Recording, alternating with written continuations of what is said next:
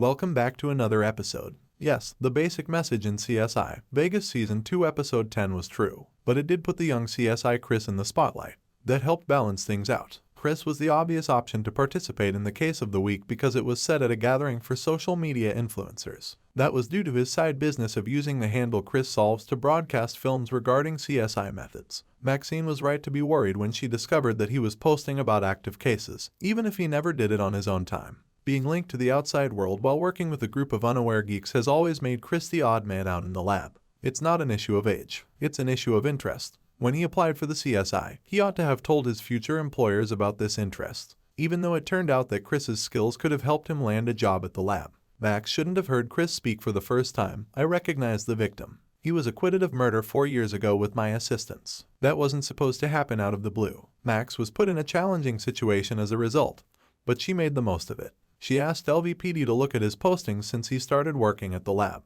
Nobody else there knew social media as well as he did, so she didn't hesitate to put him in charge of the probe. The majority of these influencers, with whom Chris was familiar, came out as egotistical jerks. Warren, the alleged best buddy of the victim, was particularly guilty of this. Chris hesitantly confessed to Bo later that these influencers may become dependent on the admiration of the anonymous masses. Chris was forced to consider the drawbacks of social networking in this situation. It was unfortunate that the claim that had given Chris his 15 minutes of fame turned out to be, at best, just partially true. But at least he was forced to consider his hobby. Max was correct to have a heart-to-heart with him and warn him about the dangers of being a prominent figure with strong opinions. Yes, his brain has the potential to be his best tool. However, a pistol could provide him with additional security. Chris demonstrated his ability to lead an inquiry. He recognized a drone as a murder weapon and discovered the precise locations that connected Vincent, the murderer, to the victim. The case against Vincent would have been harder to prove if he hadn't given the archetypal speech of the villain, justifying his actions, given that there had been no murder weapon uncovered.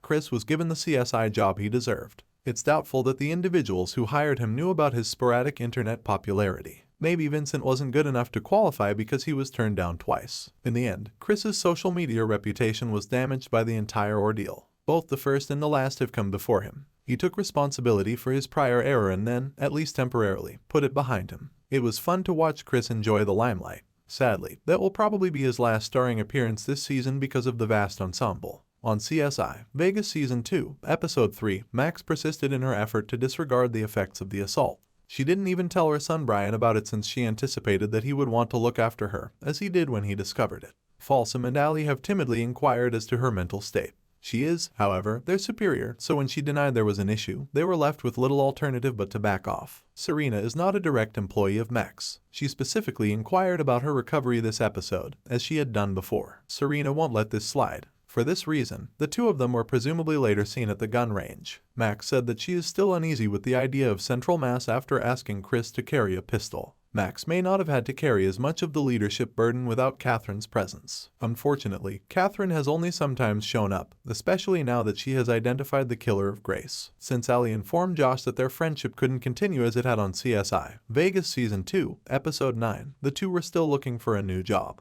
When they did get together, their interactions were as uncomfortable as they could have been. He wasn't sure how he should behave around Allie when she hinted that she had feelings for Folsom. Fortunately, they were content to behave like responsible adults. It appeared as though that outburst had never occurred while they processed the facts. They were functioning in the lab like a well-oiled machine once more. Will they ever directly confront Allie's emotions? Most likely not. They are neither especially qualified to discuss such intimate matters. Until Serena decides to make it a problem, they will continue to ignore it.